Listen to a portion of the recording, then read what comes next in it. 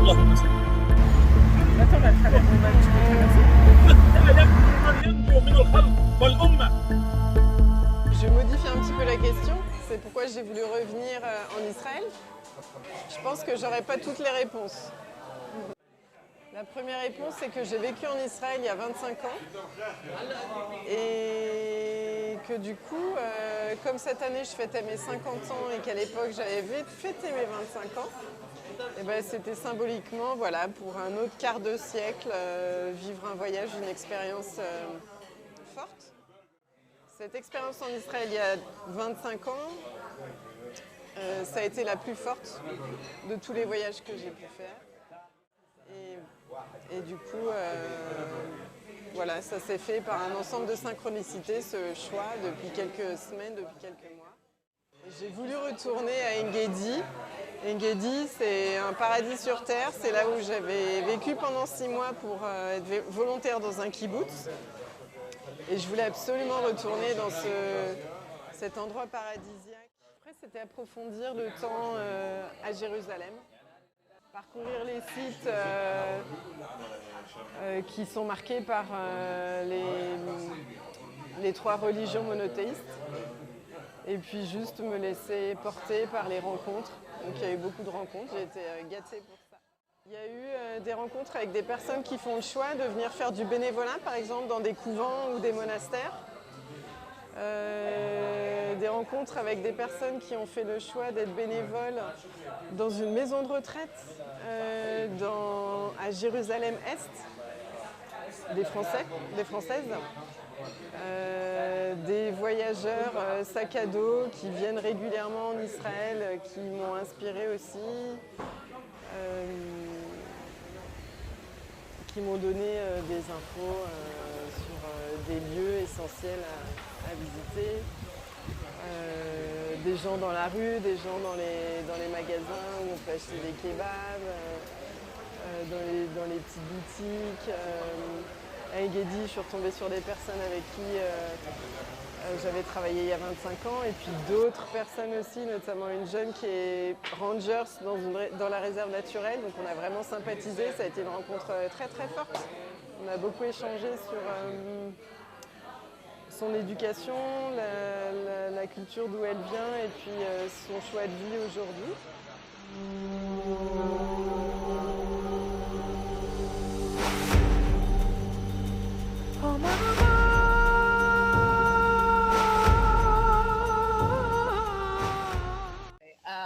My name is Liron. I work here as a ranger in the park, in the National Park of Israel. I'm coming from a religious family. Donc elle s'appelle Liron et elle est ranger dans le parc ici de la réserve naturelle de En-Gedi.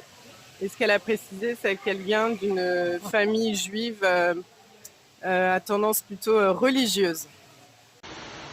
Actually, I'm a dancer. I'm a dancer teacher, and I start my degree during the COVID. Elle est danseuse et professeure de danse et elle avait commencé un diplôme pour vraiment devenir professeure de danse, sauf que c'était pendant le moment du Covid. Et du coup, il y a eu... elle a dû s'arrêter et puis au même moment, elle a eu une offre pour venir ici et devenir ranger. Donc comme elle aime la nature, qu'elle aime les gens, expliquer aux gens et puis que c'était quand même un lieu assez préservé, elle a décidé de faire cette transition et de venir ici. Vraiment tout ce côté humain de rencontrer les personnes dans la réserve, mais aussi pouvoir... alors elle précise quand même qu'il y a des bonnes personnes, des moins bonnes personnes, et qu'il y a beaucoup de bonnes personnes, mais aussi beaucoup de moins bonnes personnes. On en saura peut-être un peu plus après. Et qu'il y a aussi toute la dimension de sauver les animaux, de les voir. Okay, so I'm coming from a place in the center of Israel. It's called Maskeret Batia. It's not a very big place. Donc Liron vient d'un village du centre d'Israël qui est un tout petit village mais qui apparemment est de plus en plus relié much bigger, still not a city. a des infrastructures qui permettent de relier le village aux plus grandes villes autour. Je crois qu'il y a le train qui va passer aussi dans pas longtemps. Et elle vient donc d'une famille religieuse, alors orthodoxe, pas ultra-orthodoxe, mais orthodoxe, dans le sens où ses parents respectent le Shabbat, les règles de base de la religion. Son papa porte la kippa. Et la particularité de la famille, c'est que Liron est parti faire l'armée. Alors, les jeunes des familles israéliennes juives ultra-orthodoxes ne font pas l'armée. Ils ont une autorisation de ne pas faire l'armée. Elle a décidé de faire l'armée et on lui a demandé mais pourquoi, dans la famille, on a demandé à la famille tout autour mais pourquoi est-ce que toi tu vas faire l'armée, et ses parents c'était finalement ok parce que sa maman elle-même a été militaire pendant 14 ans, donc ça a été c'est bien passé quoi. Finalement il n'y a pas eu de jugement par rapport à ça.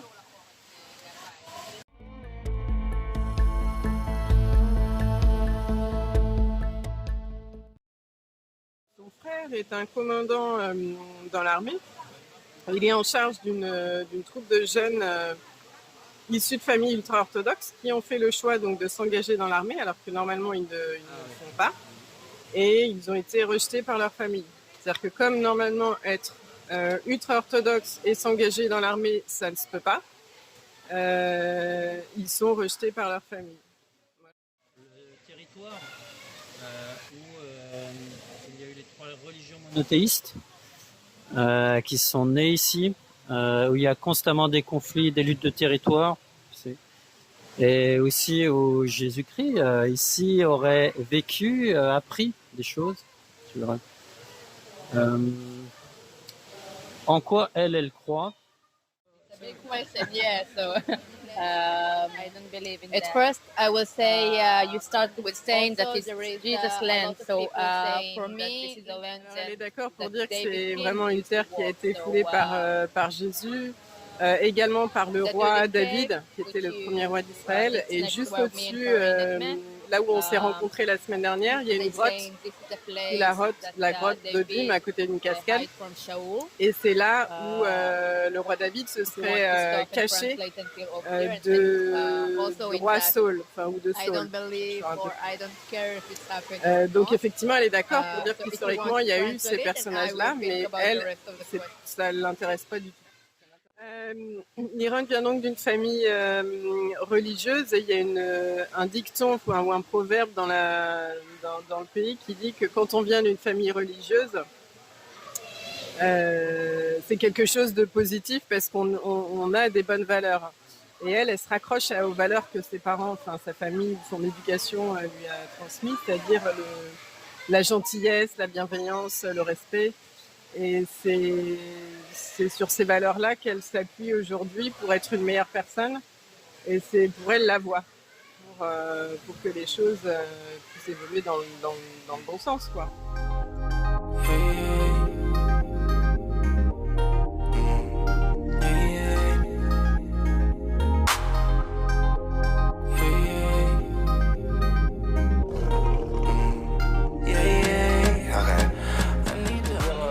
L'impression que j'ai eue, c'est Gérard Fouquet, donc, qui est un voisin à Angers, qui est prêtre, qui est venu souvent, qui disait, tu vois, là c'est facile, les gens, ils vont tous vouloir, ils s'opposent, ils sont en conflit, mais ils vont tous vouloir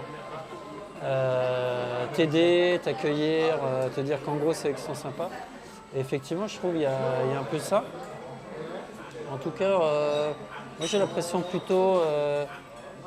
les musulmans palestiniens, j'ai trouvé c'est sympa, c'est prêt à aider.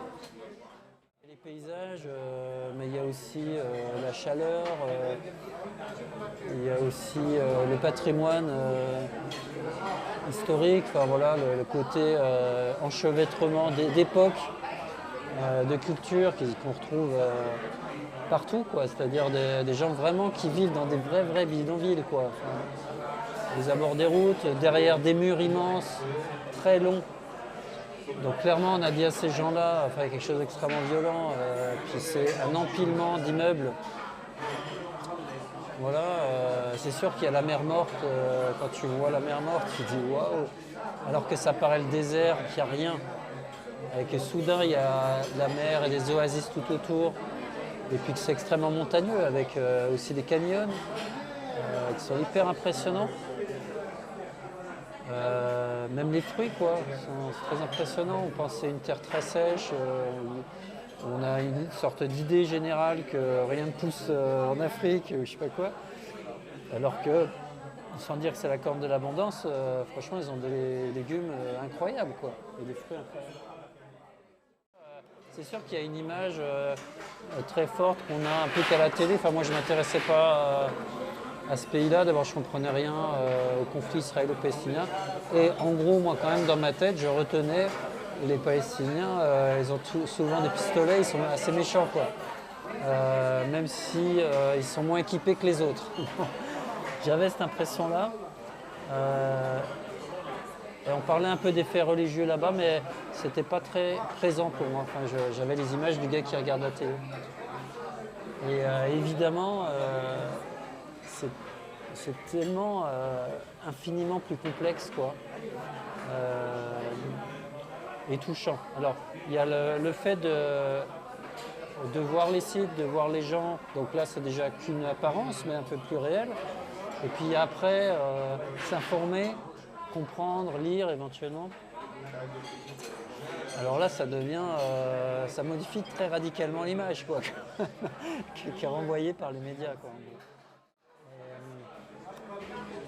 Et puis il y a ses propres peurs, quoi. C'est-à-dire que quand même, moi, je viens avec, on voit bien avec toutes ces armes, tous ces contrôles, qu'il y a beaucoup de tensions, qui nous renvoient un peu à ce qu'on voit chez nous entre Arabes, Juifs. On a déjà aussi ces histoires un peu de conflit. Mais là, c'est le paroxysme du conflit. Il est extrêmement visible. C'est-à-dire, chacun semble avoir à cœur de montrer dans quel camp il est. Et du coup, il y a une frontière très nette qui rend la communication impossible. Et on doit appeler ça la paix sociale. Et moi-même là-dedans, tu es au milieu, tu ne sais jamais trop dans quel camp tu es et tu as un peu l'impression de devoir en choisir. Alors tu as le confort du touriste neutre, mais l'est-il vraiment quand il vient d'Occident? Voilà, moi perso, j'étais pas très à l'aise. Et puis je dirais quand même qu'au fur et à mesure des 6 jours, là, je me rends de plus en plus compte que passer ces filtres un peu culturels, institutionnels, il y a quand même beaucoup de ressemblances, on est quand même un peu tous les mêmes, quoi. C'est ça qui est génial, quoi. Et ça, c'est effectivement en rencontrant les gens, en les écoutant, il y a les mêmes espoirs, les mêmes désespoirs, y compris pour les gens riches, quoi. Voilà. C'est comme une révélation, merci de cette question, parce que j'ai emporté avec moi un livre d'Édouard Churet, qu'il a dû écrire en 1918 par là. C'est une sorte d'intellectuel, et puis son livre s'appelle Les Grands Initiés, donc il a essayé de rassembler des sortes de biographies interprétatives, c'est-à-dire qu'il remplit les cases vides pour nous raconter la vie des différents initiés qui peuvent venir du bouddhisme, des Grecs, comme donc de Jésus, de Moïse, etc. Et donc évidemment c'est hyper intéressant parce qu'il fait une sorte de synthèse voilà, à la fois des évangiles mais d'autres gens qui ont interprété les textes. Et puis voilà, donc il a un regard historique. Et comme là on a les villes sur place, qu'on voit les endroits où il est né, éventuellement d'après les dires, où il a été crucifié, où il a appris dans sa jeunesse toutes les grandes sagesses des initiés qui l'ont précédé. Déjà, c'est motivant à essayer de comprendre ça. Peut-être on se rend mieux compte, c'est juste un homme comme les autres. C'est ça qu'il raconte, qui est appelé par un peuple entier qui est opprimé par les juifs orthodoxes, puis après par le pouvoir romain, qu'ils assimilent eux au mal, en fait, au mal parce qu'ils évacuent toute idée qu'il existe autre chose que ce qu'on voit, contrairement à ce qui avait été fait jusqu'alors. On retrouve ici tous les conflits qu'on a partout dans le monde, et même à l'échelle du monde et à l'échelle de nos vies, c'est-à-dire des combats autour de nos idées, nos histoires, nos territoires. Voilà, on passe notre temps à se diviser, à ne pas se comprendre. Et bien, tout le parcours de Jésus-Christ est le parcours d'un homme qui accède au divin par la puissance de sa volonté, de son intelligence et de l'amour qu'il avait pour l'humanité, pour la vie en général. Alors, donc on voit qu'il y a plein d'autres messies, enfin, prophètes avant lui, et il y en a d'autres tout au long de l'histoire. Mais celui-là est quand même, d'abord on le connaît un peu, et je trouve ce qui montre, c'est à travers la crucifixion, c'est-à-dire il avait le choix de soulever, parce qu'on peut tout à fait imaginer la modernité de ça dans le climat d'aujourd'hui. On avait la possibilité de soulever le peuple pour remplacer les Romains par quelqu'un qui aurait dirigé pour le peuple. Les apôtres souhaitaient ça, en gros, et lui a dit ce n'est pas ça qu'on doit souhaiter. Ce qu'on doit souhaiter, parce que là on ramènera de la violence et sans cesse on restera dans des luttes de pouvoir. Et donc la seule chose qu'on peut faire, c'est amener des prises de conscience de chaque être humain de l'intérêt pour soi d'être dans l'amour, qui est un mot qu'on ne peut pas vraiment expliquer, mais que lui ressentait, et par ses actes, il en faisait la démonstration. Et l'acte d'amour, c'est de se livrer lui-même aux Romains. Et c'est probablement par cet acte qu'il va permettre aux gens de se réveiller et de comprendre qu'il ne faut pas attendre que quelqu'un fasse à lui-même, il faut que chacun développe ses qualités humaines.